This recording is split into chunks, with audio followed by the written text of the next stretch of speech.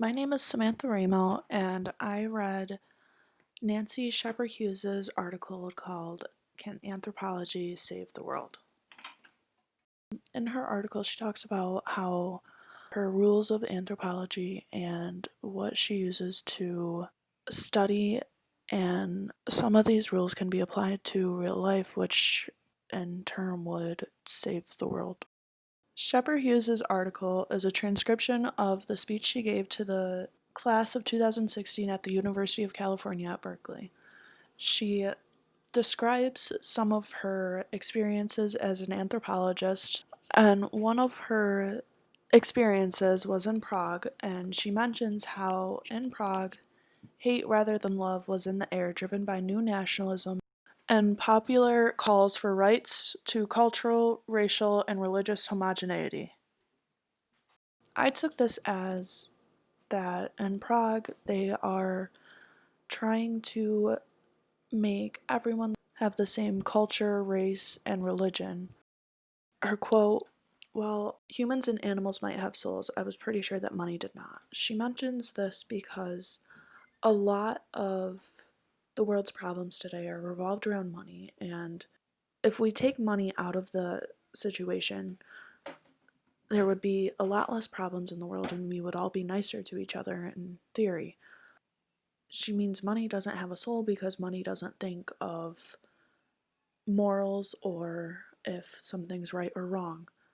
She continues on with talking about her rules, which she calls Operation Instructions for the New Generation of Anthropologists.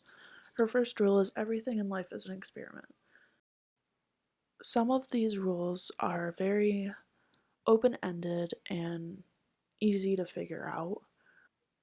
Some, such as be inspired by others, which encourages people to look at their peers and see what they're doing in the world and see if there's anything that the individual can do to assist in change or help make the world a better place, make change for the world. She states to admit to errors and correct them. Learning from oneself is the greatest way of learning. We don't learn if we don't make mistakes, and that can help. One of the rules, rule number 7 that she mentioned, I found the most interesting because she says engage in dialogue with those whom you most disagree. I find this very interesting because I personally do this every day. My family has very different political views than I do, and I I obviously talk to them. And learning their side of what they see is very enlightening because it shows how people think, what they think, and where their values are. Not saying that their values are wrong or anything. It's just, it shows you a different perspective and it opens your mind a little bit to see the other possibilities. And by doing that, discussing things with someone who has completely different ideas of things than you can learn more and they can learn more about the other side and maybe even change their mind. Rule number 8 I thought was a little bit different. She says humor is mandatory. I thought this was a little strange, but the more I read about it, the more it made sense. She mentions this guy she used to work with, Alan Dunes. He used to make these offensive jokes all the time, and people would get offended by them, but he saw it as a way to remember what has happened and where we have come. She mentions that he made anti Semitism jokes. Her quote, ironically, Duns, who was Jewish, was accused of anti Semitism by conservative American Jews who asked for his dismissal in 1988 following an article he wrote about German jokes set in Auschwitz that had been published in Harper's Magazine.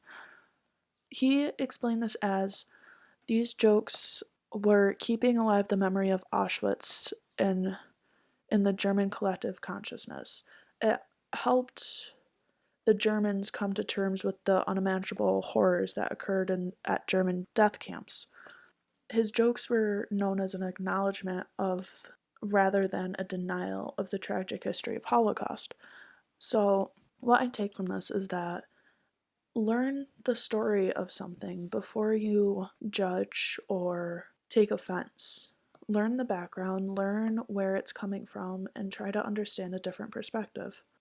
Her last rule is flexibility as needed. All rules can be amended or suspended. You have to fit these rules into your own way of living and your own way of dealing with the world. They aren't always going to fit, and they aren't always going to be a perfect match for every situation. Then she talks about xenophilia, which is the opposite of xenophobia. Xenophilia is not so much of the love of difference as freedom from the fear of difference. So, xenophilia is mostly being free from being scared of the different. She mentions how anthropologists are a tribe of hunters and gatherers of human artifacts, human cultures, life ways, and human values. Anthropology can help people understand different cultures and where they come from and the meaning behind them. And anthropology encourages people to try to understand things in people that they don't understand without any judgments, to learn more and to figure out more about life and other perspectives. She mentions how not to be afraid to learn and uncover more details and to conduct your own research and come to your own conclusions. Overall, Shepherd Hughes's take on anthropology and her rules that she follows to observe and learn from other cultures can be applied to everyday life to help people understand everyone else and the lifestyles that they live, which in turn could in fact save the world.